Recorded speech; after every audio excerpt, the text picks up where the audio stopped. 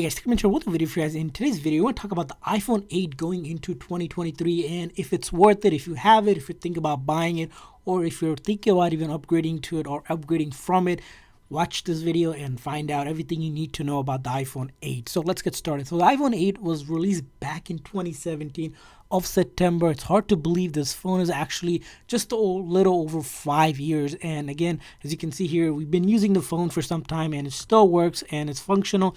And there's a lot of sweet things about the iPhone 8. It's a small compact phone. You have the home button design. You have the back, which is a glass here, and this slick design with those rounded edges. Here I have the black or the space gray edition of it. You can also get it in gold or silver, which are the only three colors the iPhone comes in. You see here, the iPhone here has one 12 megapixel camera on the back here, and lastly, the phone, it is water resistant. So again, a compact design here. Along with the iPhone 8, there is the iPhone 8 Plus, which is the bigger size phone. This one is a 4.7-inch display phone, so pretty small if you compare it, and it's similar to the iPhone SE second edition that was released in 2020 as well. So there's that going for it. And then in terms of hardware, you have A11 Bionic chip, 2 gigs of RAM.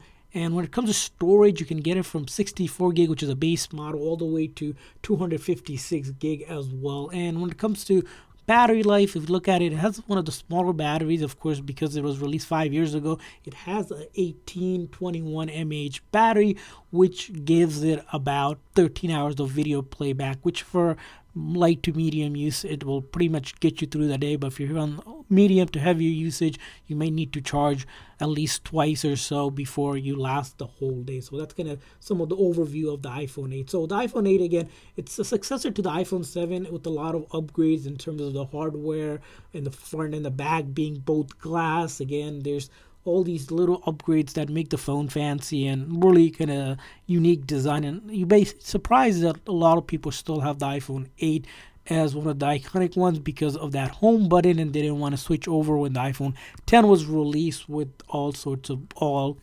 screen display. So that's kind of a niche down break of it. Now we still want to talk about things like the camera here. As I mentioned, it does have only 1 megapixel camera, which kind of limits it in a lot of things. It does take okay photos, not going to be the greatest photo, but when it comes to video recording, you could actually record up to 4K 60 frames per second. So if you go into the camera mode, you'll notice here the ability to do that as well with this phone, which again, for this phone back then when it was released, again, it seemed like pretty good because you were able to record 4K as you saw right there. Now, of course, when it comes to camera, of course, it's not going to be having those modes like night mode enabled. You don't have cinematic mode, the Pro RAW to it, or the action mode, which are the newer feature on the iPhone 14 and the 13 lineup, because of course those technology were not available at that time for recording. So the camera, we would say it's a decent camera for an average user, but again, doesn't have all of those fancy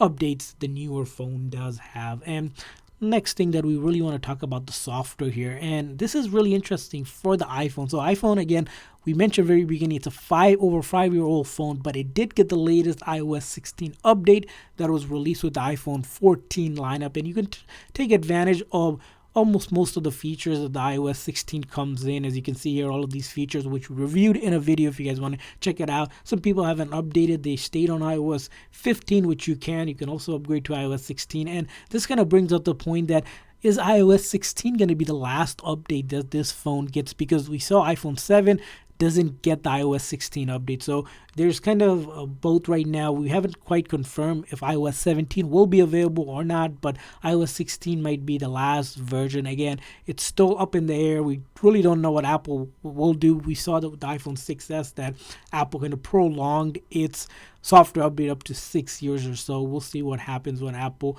actually does that. So in terms of other things like the software here, you notice here when I open up apps, it takes about a second, like 2 or 3 seconds before it can open up, and that's because due to the fact that it is an aged hardware compared to some of the newer technologies.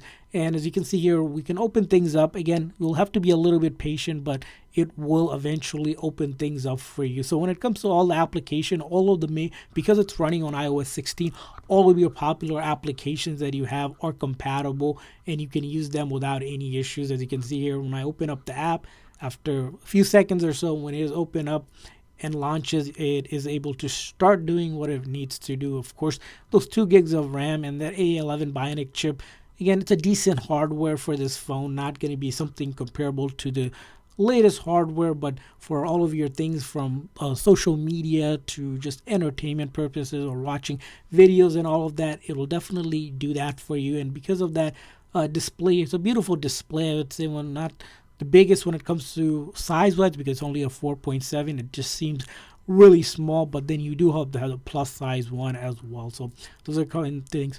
And when it comes to other things like gaming, if you think about gaming, would probably stay on gaming. If you're gaming, it's good for maybe light graphic gaming. You don't want to play heavy graphic gaming because it does lag on it. So if you're playing games that are meant to be played on the console, the iPhone 8 here doesn't have the power for that kind of gaming. So we recommend playing maybe 2D games or games that are light and easy on the graphic here. So that's kind of the thing about the gaming.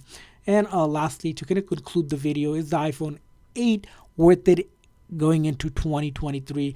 Well, it's definitely worth it in terms of a budget-friendly phone. What we mean is that if you're looking for this phone, Apple no longer sells this brand new because they discontinued, but you probably get it off eBay or Amazon. In that case, the phone you can pretty much scored around $120 or $30, which again is cheap compared to the new iPhone 14 lineup, which if you're looking at a 14 Pro, which costs $1,000, it's almost 1/10 the price of a phone running the same software.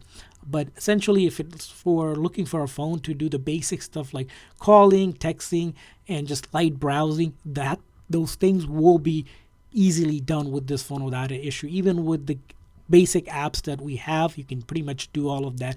But if you're thinking about a phone in terms of upgraded camera, bigger size battery life, and then phone that will last you past 2023, the iPhone 8 probably isn't a good option for you, because this year might be the last year that the phone it's good to use for being able to be on the latest update and be worthwhile of even considering buying it if you're thinking about buying it. But definitely, if you're thinking about upgrading to it, probably shouldn't consider the iPhone 8. If you're looking for a home button one, you can also look into the iPhone SE 2022 edition or the latest iPhone SE, which also has the home button. Also, you might be considering the iPhone 12 mini or the 13 mini, which are like similar size, smaller phone, not bigger phone, and they're more up to date, and Apple sells those directly from their website. So that's kind of the review of the iPhone 8. Again, budget friendly phone to do the basic stuff, but when it comes to those upgraded and improved technology, the iPhone 8